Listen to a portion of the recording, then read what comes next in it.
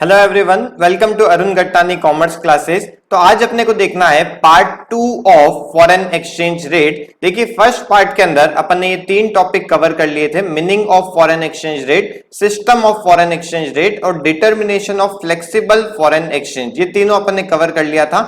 आज अपने को देखना है component of demand and supply of foreign exchange. किन किन कंपोनेंट से डिमांड आती है फॉरेन एक्सचेंज की और किन किन कंपोनेंट से सप्लाई आती है फॉरेन एक्सचेंज की। और उसके बाद में अपन एक और टॉपिक देखेंगे, difference between depreciation and devaluation and appreciation and revaluation. ये बहुत ही इंपॉर्टेंट टॉपिक है।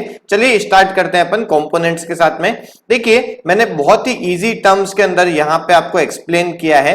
देखिए यहां पे कंपोनेंट ऑफ डिमांड लिखे हुए हैं और इधर लिखा है कंपोनेंट ऑफ सप्लाई। मैं आपको एक सिंपल वर्ड्स में बताता हूं कि डिमांड का मतलब यहां पे क्या है कि आपको डॉलर की जरूरत कब पड़ती है। एक एग्जांपल ले रहा हूं मैं डॉलर का, बाकी फॉरेन एक्सचेंज में कुछ भी हो सकता है और भी अदर करेंसीज हो सकती है, बट मैं आपको डॉलर का एग्जांपल ले रहा हूं कि डॉलर की आपको जरूरत कब पड़ेगी। पहली चीज देखिए, इंपोर्ट करेंगे, जैसे आपने कोई मशीन इंपोर्ट करी है यूएसए से, तो आपको क्या करना पड़ेगा, डॉलर के अंदर पेमेंट करना पड़ेगा। तो उस टाइम पे आपको क्या होएगा, डॉलर की जरूरत पड़ेगी। ओके, इसी के जस्ट ऑपोजिट में बात करता हूं एक्सपोर्ट। एक्सपोर्ट जब करेंगे अपन, जैसे मशीन मैंने एक्सपोर्ट करी या फिर कोई भी गुड्स मैंने एक्सपोर्ट किया, तो उससे क्या होएगा, जो भी फॉरेनर जिसने भी मशीन को परचेज किया है वो आपको डॉलर के अंदर पेमेंट करेंगे। तो इससे क्या होएगा, आपकी कंट्री के अंदर डॉलर आएगा, मतलब डॉलर की सप्लाई आएगी। ओके, तो एक्सपोर्ट करने से तो डॉलर की सप्लाई इंक्रीज होगी और इंपोर्ट करने से डॉलर की डिमांड आएगी। नेक्स्ट आता है डायरेक्ट परचेज अब्रॉड, मतलब मैं बाहर जाता हूं, सपोज यूरोप में जाता हूं या फिर न्यूयॉर्क जाता हूं और मुझे वहां पे कोई भी गुड्स पसंद आ जाते हैं तो मैं वहां पे परचेज करता हूं, तो मुझे उस टाइम पे क्या होएगा, डॉलर या फिर जो भी पाउंड है वहां पे उसकी मुझे जरूरत पड़ेगी। और इसी पैटर्न से कोई फॉरेनर इंडिया में आते हैं, घूमते हैं, तो वो यहाँ पे किसी भी बैंक से अपने डॉलर को एक्सचेंज करेंगे रुपए के टर्म्स में, तो यहाँ पे डॉलर की सप्लाई इससे इंक्रीज हो जाएगी। नेक्स्ट आता है फॉरेन इन्वेस्टमेंट। जैसे कि मैंने क्या किया, बाहर मुझे कोई अच्छी चीज दिख गई, मुझे कोई अच्छी जमीन दिख गई, तो मैंने वहां पे जाके इन्वेस्टमेंट कर दिया, तो उसमें क्या होगा, मुझे डॉलर देना पड़ेगा, तो उससे डॉलर की डिमांड बढ़ेगी। और दूसरी तरफ investment from rest of the world, मतलब बाहर के देश वाले इंडिया में आके इन्वेस्टमेंट करना चाहते हैं, तो वो क्या करेंगे, वो यहाँ पे डॉलर लेके आएंगे, तो उससे क्या होगा, डॉलर की सप्लाई इंक्रीज होगी।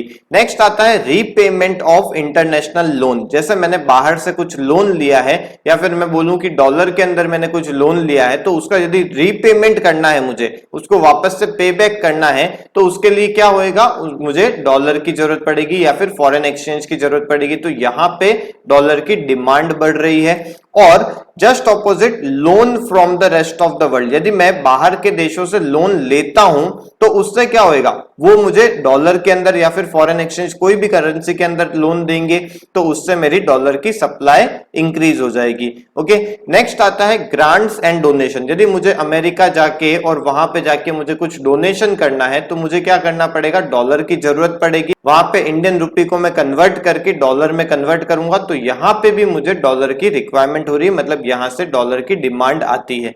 नेक्स्ट आता है grants and donation from rest of the world, मतलब बाहर वाले देश वाले इंडिया में यदि डोनेशन करना चाहते हैं तो वो कैश में करेंगे, वो फॉरेन करेंसी के अंदर करेंगे, जिससे कि अपनी डॉलर की सप्लाई या फिर फॉरेन एक्सचेंज की सप्लाई इंक्रीज होगी। नेक्स्ट आता है पेमेंट ऑफ इनकम। जैसे कि कोई फॉरेनर इंडिया में आता है और यहाँ पे वो काम करता है, तो अपन उसको जो पेमेंट करेंगे वो अपन उसको रुपीज के अंदर पेमेंट करेंगे, बट वो क्या करेगा, वो यहाँ पे आरबीआई से उस रुपी को कन्वर्ट करके डॉलर लेके और फिर वो अपने देश के अंदर जाएगा। इसका मतलब वहां पे वो जो पर्सन है, वो जो फॉरेनर है, वो डॉलर की डिमांड कर रहा है, तो यहां से डॉलर की डिमांड आती है। जस्ट ऑपोजिट इनकम रिसिप्ट हो गई। जैसे कि कोई इंडिया का पर्सन कहीं बाहर जाके काम करता है, तो उसको उस फॉरेन करेंसी के अंदर रुपए मिलेंगे, जिसे वो आरबीआई के पास लाके देगा और वो इंडियन रुपी लेके फिर वो इंडिया के अंदर आएगा, तो यहां से डॉलर की सप्लाई इंक्रीज हो जाती है। नेक्स्ट आता है स्पेक्युलेटिव ट्रेडिंग। स्पेक्युलेटिव ट्रेडिंग दोनों साइड से हो सकती है, इससे डिमांड भी बढ़ सकती है, सप्लाई भी बढ़ सकती है। स्पेक्युलेटिव ट्रेडिंग होता क्या है, देखिए जैसे कि आज $1 की रेट 72 रुपीज है और किसी पर्सन को लगता है कि ये जो डॉलर की रेट है 75 रुपीज हो जाएगी, तो वो क्या करता है, $10,000 एक ही दिन में वो परचेज कर लेता है 72 रुपीज के हिसाब से। तो उसको 7,20,000 रुपीज देने पड़ते हैं।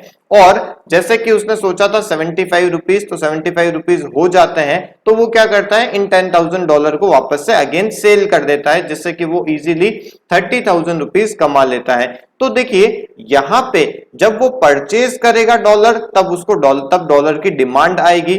जब वो डॉलर को सेल करेगा तो इससे डॉलर की सप्लाई इंक्रीज हो जाएगी। ओके, तो स्पेक्युलेटिव ट्रेडिंग दोनों साइड से हो सकता है। देन नेक्स्ट आता है रेमिटेंस बाय नॉन रेसिडेंट। जैसे कि कोई इंडियन पर्सन है जो बाहर साइड में रहता है और वहां पे वो जॉब कर रहा है, वहां पे वो जो भी अर्निंग करता है वो अपने घर में अपने पेरेंट्स को कुछ रेमिटेंस के तौर पे देता है, मतलब कुछ रुपए वहां पे घर पे दे देता है। तो यहां से क्या होएगा, डॉलर की सप्लाई इंक्रीज हो जाएगी, क्योंकि उसने जो अर्निंग करी थी वो तो डॉलर में करी थी, बट यहाँ पे क्योंकि पेरेंट्स को यहाँ पे रुपी चाहिए था, तो उसने क्या किया, पेरेंट्स ने क्या किया, उन डॉलर को कन्वर्ट करवा लिया, तो उससे डॉलर की सप्लाई इंक्रीज हो गई। आप ध्यान रखिएगा, डॉलर जहां पे मैं बोल रहा हूं इसका मतलब वो फॉरेन एक्सचेंज है, वो कोई भी करेंसी हो सकती है, बट मैंने एक एग्जांपल डॉलर का लिया है। ओके, तो बहुत सिंपल सा है, आपको लर्न जब कर रहे हैं तब भी आप इसी पैटर्न से इसे लर्न कीजिए कि डिमांड यहां पे और जस्ट इसके ऑपोजिट ही चलता है इसका सप्लाई भी। ओके, तो आपको ये सारी चीजों को ध्यान रखना है। नेक्स्ट अपना जो टॉपिक है वो है डेप्रीसिएशन और डीवैल्यूएशन का डिफरेंस। देखिए ध्यान रखना है आपको, डेप्रीसिएशन और डीवैल्यूएशन का डिफरेंस, एक तो ये डिफरेंस है, दूसरा एप्रिसिएशन एंड रीवैल्यूएशन, इसका डिफरेंस है। अब देखिए डेप्रीसिएशन होता क्या है, पहले अपन ये समझते हैं।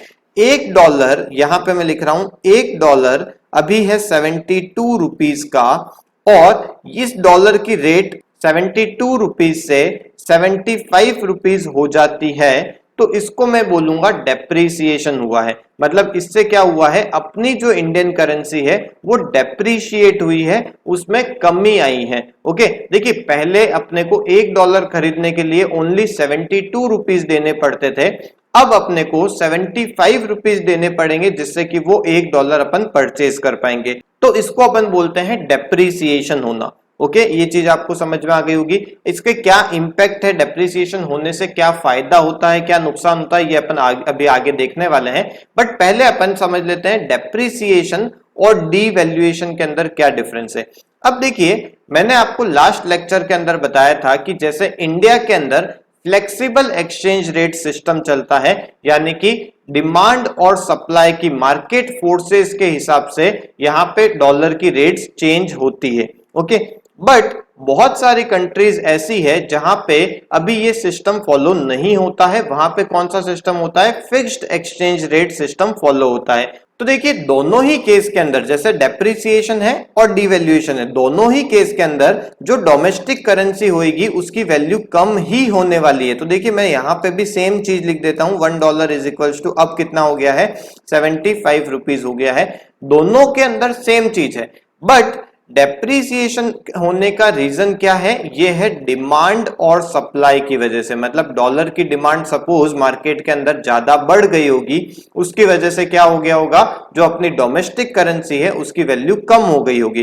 तो डिमांड एंड सप्लाई के फ्लक्चुएशन से यदि वैल्यू कम हो रही है अपनी डोमेस्टिक करेंसी, तो उसको मैं बोलूंगा डेप्रिसिएशन। ओके, ये किस में होता है, ये फ्लेक्सिबल एक्सचेंज रेट सिस्टम के अंदर होता है। ओके, बट मैं यदि बात करूं ऐसी कंट्रीज की जहां पे फ्लेक्सिबल एक्सचेंज रेट सिस्टम नहीं है, जहां पे गवर्नमेंट खुद डिसाइड करती है कि क्या फिक्स एक्सचेंज रेट सिस्टम होना चाहिए, क्या फिक्स एक्सचेंज रेट होनी चाहिए, तो वहां पे जैसे कि ये 72 रुपीज है, गवर्नमेंट ने डिसाइड किया कि ये जो रेट है ये अब 75 रुपीज हो जानी चाहिए। ओके, तो जब गवर्नमेंट डिसाइड करती है तो अपन उसको क्या बोल देते हैं, डीवैल्यूएशन बोल देते हैं। ओके, तो दोनों में बस बेसिक डिफरेंस एक ही चीज का है, यहां पे डिमांड और सप्लाई के ऊपर डिपेंड करता है जो फ्लेक्सिबल एक्सचेंज रेट सिस्टम में होता है, और यहां पे गवर्नमेंट डिसाइड करती है कि इसकी वैल्यू अभी कम हो जानी चाहिए, तो गवर्नमेंट उसे कम कर देती है जो फिक्स्ड एक्सचेंज रेट सिस्टम के अंदर होता है।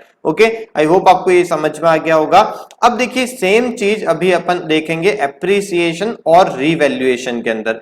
एप्रिसिएशन का मतलब क्या है पहले वो देख लेते हैं कि $1 की रेट वैसे 72 रुपीज थी, वहां से $1 की रेट अब कितनी हो गई है, 70 रुपीज हो गई। मतलब उसकी वैल्यू क्या हुई है, डोमेस्टिक करेंसी की वैल्यू इंक्रीज हुई है, इंप्रूव हुई है। ओके, ये फायदा हुआ है अपने को, मतलब डोमेस्टिक करेंसी वाले को।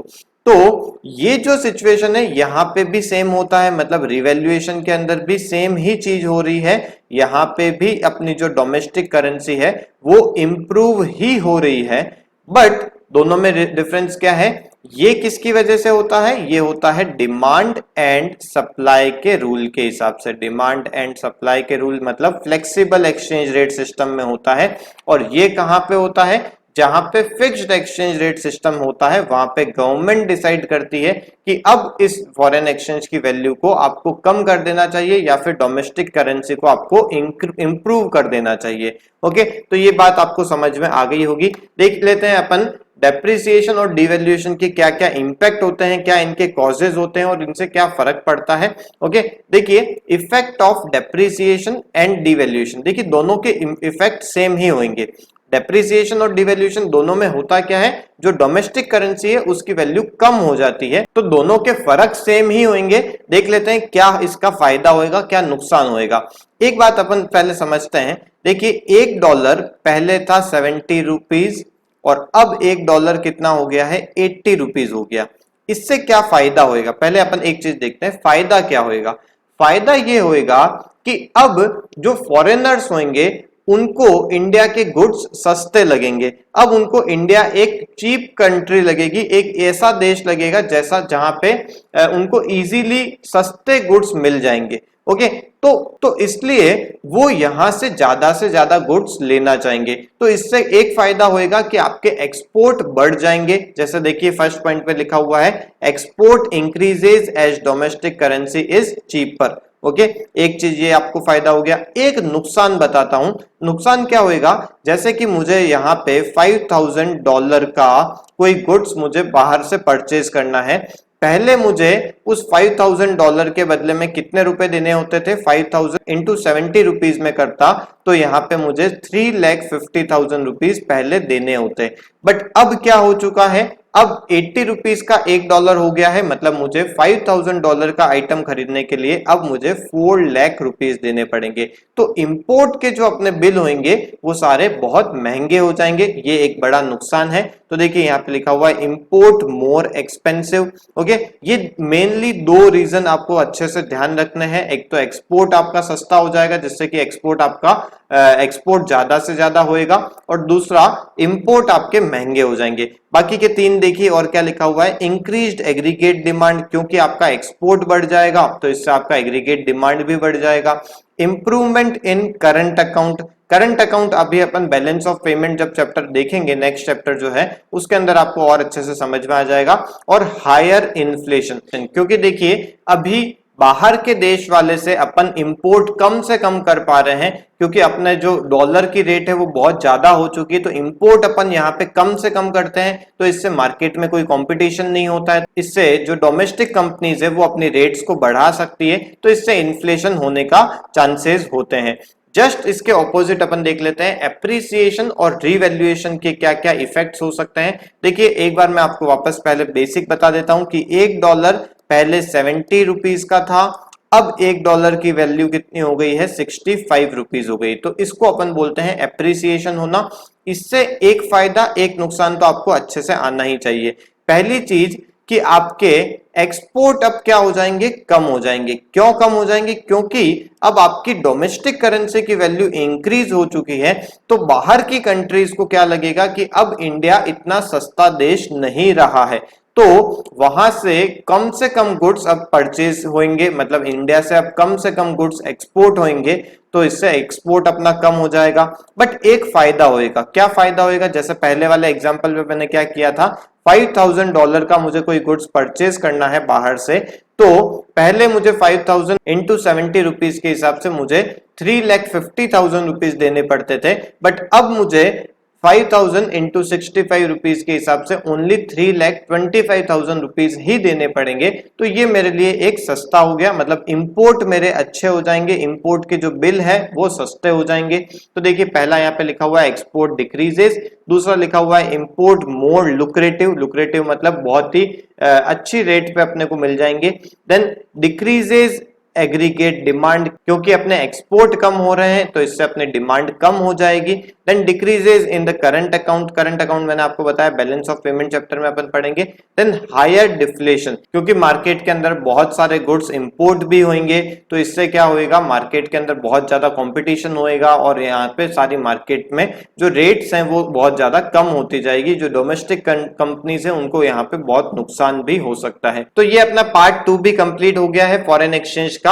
अब अपने को देखना रहेगा फॉरेन एक्सचेंज के अंदर दो टॉपिक और बचेंगे, मैनेज्ड फ्लोटिंग किसे बोलते हैं और फॉरेन एक्सचेंज मार्केट क्या होता है। तो आज की क्लास आपको अच्छी लगी हो तो प्लीज इसे लाइक कीजिए, अपने फ्रेंड्स को इन वीडियोस के बारे में जरूर बताइए। Okay, thank you.